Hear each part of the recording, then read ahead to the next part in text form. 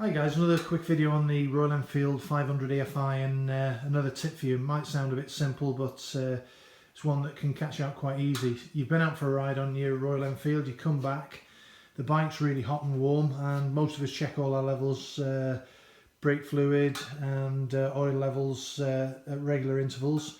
So you get back and you turn the bike off, you throw it on the side stand, and obviously while it's on the side stand, if you look at the oil window on the side, there's no oil showing in the oil indicator window. Now the bike's warm, so the oil's warm, so it should be at the right levels when we put it on the top stand. Now I'll just stop this video here for a second and put the bike on the top stand because I'm filming on an iPhone. Okay guys, now you can see the bike's on the top stand. It's been a couple of minutes because I put it up on the top stand and got my phone back out. And if you look on the oil window again, you can see there's absolutely no oil whatsoever in that window. Now the thing with the Royal Enfield engine, once you tip it on the side stand, the oil goes over to the opposite side of the engine, and this is why there's several drain plugs and filters on the bottom of the engine during an oil change. It's important you take all these out while you're draining the oil, because there's certain compartments that won't drain from the one plug. So a bit worrying when you look, because you'd think initially the engine's warm, you would think the engine oil level would settle to a normal position. So what you need to do to check your oil correctly is you need to start the bike, let it tick over for 2 or 3 minutes, turn it off, let the oil settle, and you'll get a true reading.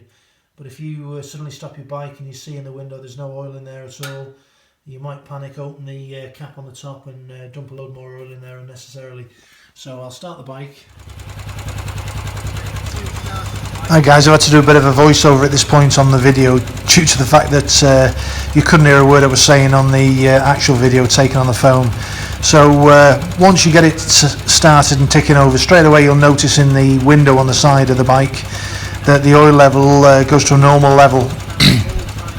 Let the engine tick over for a couple of minutes, that's all it really needs. Leave it tick over for a couple of minutes, turn the engine off, and you'll see that the level is normal.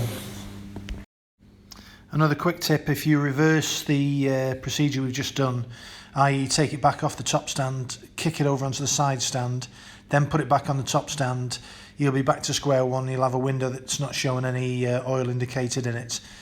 Another good tip on the Royal Enfield is when you're doing an oil change and you're topping your oil up, don't rely totally on the window on the top stand to start with. Get it to the right level in the window while it's on the top stand.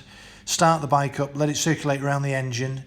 If you need to top it up again. But once you get it topped up and the engine's warm, drop it onto the side stand, then put it back onto the top stand, start the engine up again, because you'll probably be half a litre down, because the void on the other side of the engine, that will fill once you tilt the bike over, and you'll need to adjust the oil levels accordingly.